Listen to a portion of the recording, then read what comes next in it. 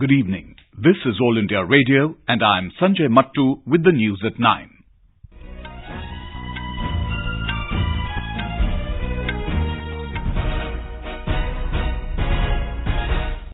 The headlines. Lok Sabha unanimously passes Constitution 126th Amendment Bill extending reservations for SCs and STs by another 10 years. Arms Amendment Bill approved by Parliament intends to decrease number of individual arms licenses and increase the quantum of penalties for violations. Campaigning for third phase of Jharkhand Assembly elections ends, polling for 17 constituencies on Thursday. President Ram Nath Kovind says crimes against women force a society to think its vision of equal rights.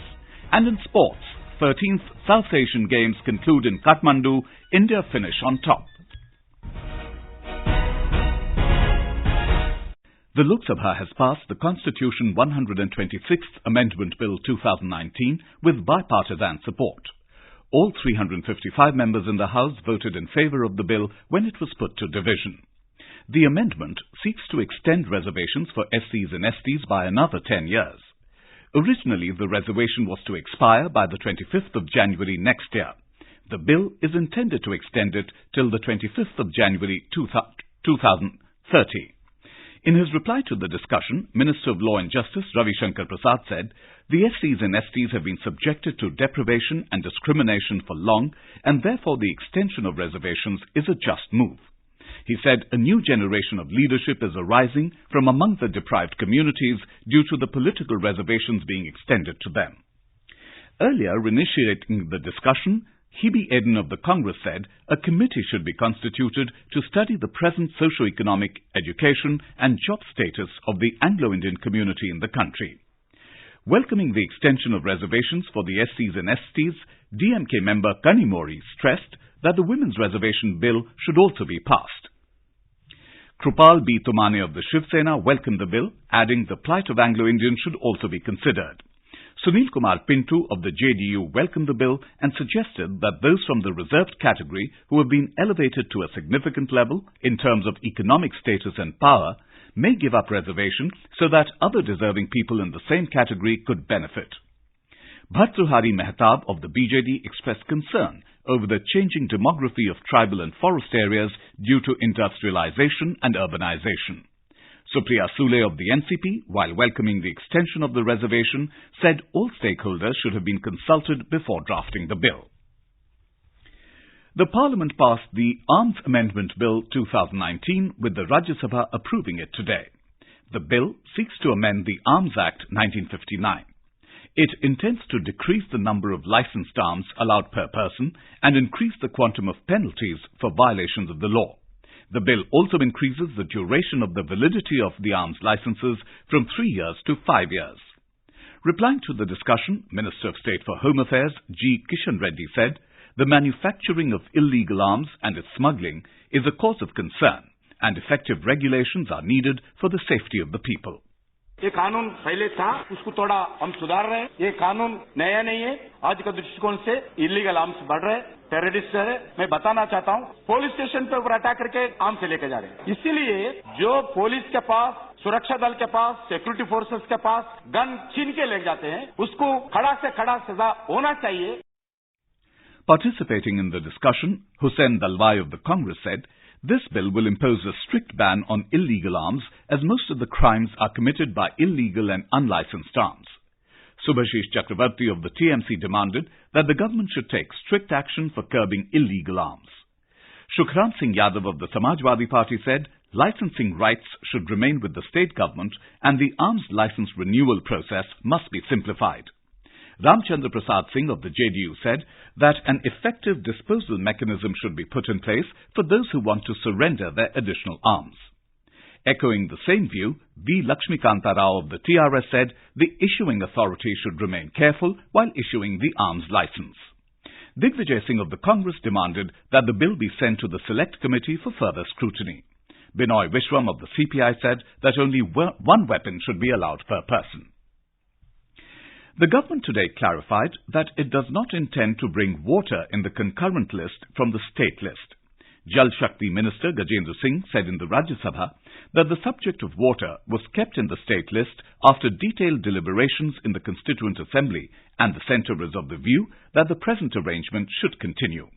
He was replying to a calling attention motion on the need for completion of national irrigation projects to tackle the emerging water crisis and to transfer water to the concurrent list from the state list. India has said the statement made by the US Commission on International Religious Freedom, or USCIRF, on the Citizenship Amendment Bill is neither accurate nor warranted.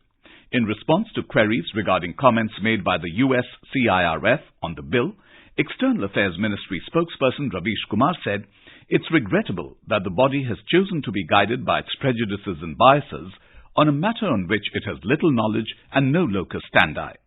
Mr. Kumar said the bill provides expedited consideration for Indian citizenship to persecuted religious minorities already in India from certain contiguous countries. Mr. Kumar added that the Citizenship Amendment Bill does not affect the existing avenues available to all communities interested in seeking citizenship from doing so. The spokesperson further stated that neither the bill nor the National Register of Citizens process seeks to strip citizenship from any Indian citizen of any faith. He said suggestions to that effect are motivated and unjustified. The Shiv Sena today said that it will not support the Citizenship Amendment Bill in the Rajya Sabha until there is clarity on the party's queries. Speaking to reporters in Mumbai, Maharashtra Chief Minister and Shiv Sena President Uddhav Thackeray said a detailed discussion and debate on the bill was necessary. After some initial opposition, the Sena had, however, supported the bill in the Lok Sabha, where it was passed yesterday. Assam State BJP President Ranjit Kumar Das has claimed that the party is committed to fulfilling Clause 6 of the Assam Accord.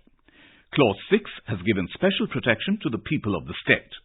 Talking to AIR, Mr. Das said that a committee has already been set up to implement Clause 6 of the Assam Accord.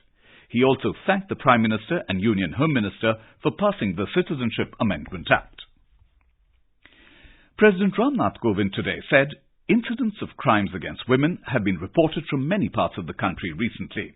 He said such incidents force people to think whether society has lived up to its vision of equal rights. Speaking at a function in New Delhi on the occasion of Human Rights Day, Mr. Kovind said effective strengthening of human rights at the ground level is a collective task of society. He said the ideal way to commemorate the day is for the whole world to introspect what more is to be done to uphold the rights enshrined in the Universal Declaration of Human Rights. In many parts of the world, human rights of those who are vulnerable flagrantly violated. Thus, the ideal way to commemorate the World Human Rights Day is for the whole world to introspect what more we need to do to live up to the letter and spirit of the sacred text of the Declaration. Vice President M. Venkaiah Naidu has said parliamentarians and legislators are a critical part of democracy. They have a responsibility to take people's voices into Parliament and help shape the nation. Speaking at the third edition of the Lok Nath Parliamentary Awards in New Delhi this evening, he said MPs represent the growing aspirations and changing expectations of the people. The Vice President gave away awards to 8 parliamentarians for their outstanding performance and contribution in Parliament. The award itself is a very noble idea because identifying the contribution of the members of Parliament, recognizing them, felicitating them, is sending a message to the society and also to the other members of Parliament that if you perform better, you will also be recognized. This is All India Radio giving you the news. For quick news updates, visit our News on AIR app and follow us on Twitter at AIR News Alerts. You can also visit our website www.newsonair.com. In Jharkhand, campaigning for the third phase of assembly elections ended this evening. 17 assembly constituencies spread over 8 districts will go to the polls in this phase on Thursday. Due to security reasons, the polling process would be completed in 12 constituencies between 7 a.m. and 3 p.m. In the remaining 5 assembly segments, polling would continue till 5 p.m. In the third phase, a total of 309 candidates, including 32 women, are in the fray. Our correspondent reports on the last day of campaigning, leaders of all political parties remained busy in hectic public meetings and election rallies. In the third phase, all the political parties raised issues in tune with their political milieu and base during public meetings and rallies. BJP leaders tried to encash their contribution towards good governance and political stability in the state. Besides this, abrogation of Article 370, Ram Mandir Ayodhya issue and National Citizenship Register issue almost remained part of every BJP campaigner's address. Congress, Jharkhand Mukti Morcha and RJD alliance consistently raised problems of employment, agriculture and problem of tribal land acquisition during their campaigns. Dharmendra Kumar Rai, AIR News, Ranchi. Minister for Environment, Forests and Climate Change, Prakash Javadekar, has said that India has reduced emissions intensity of GDP by 21% and is on track to achieve the goal of 35% emissions reduction as promised in Paris. He was addressing the 25th session of the Conference of Parties, or COP, under the UN Framework Convention on Climate Change in Madrid, Spain today. He said India is simultaneously progressing on solar, biomass and wind energy. The minister said from April next year, vehicles will be Bharat Standard 6 compliant for emission norms. India, for the first time, ranks among the top 10 in this year's Climate Change Performance Index, or CCPI, released today at the COP25 Climate Summit in Madrid, Spain. The current levels of per capita emissions and energy used in India ranked 9th in the high category, showing that emissions are still comparatively low.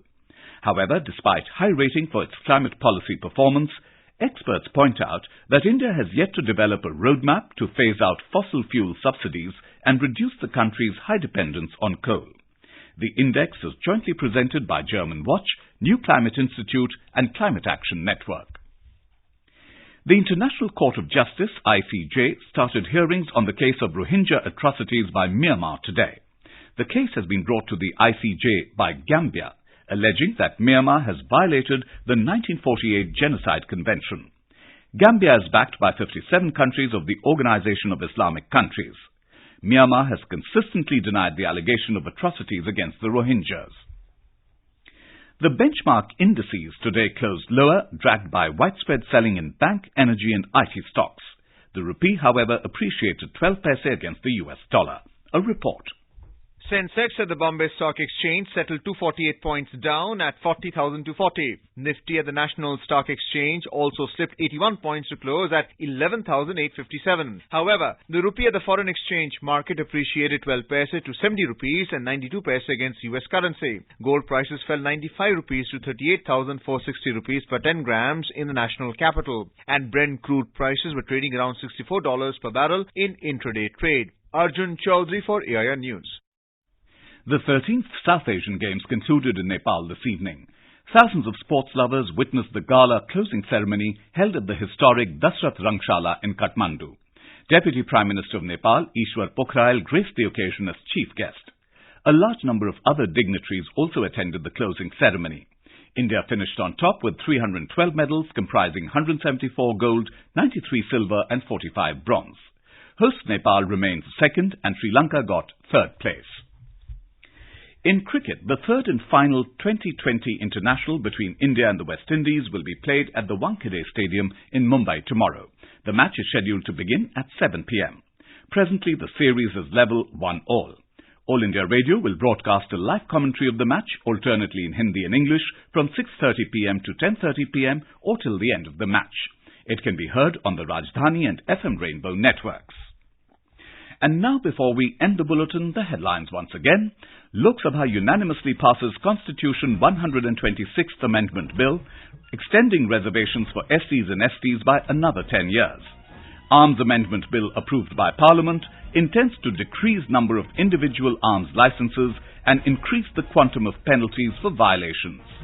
Campaigning for third phase of Jharkhand Assembly elections ends, polling for 17 constituencies on Thursday. President Ram Nath Kovind says crimes against women forces society to think its vision of equal rights. And in sports, 13th South Asian Games conclude in Kathmandu. India finish on top. And for details of these stories and more, log on to our website www.newsonair.com. And that's all in the news at 9. Good night.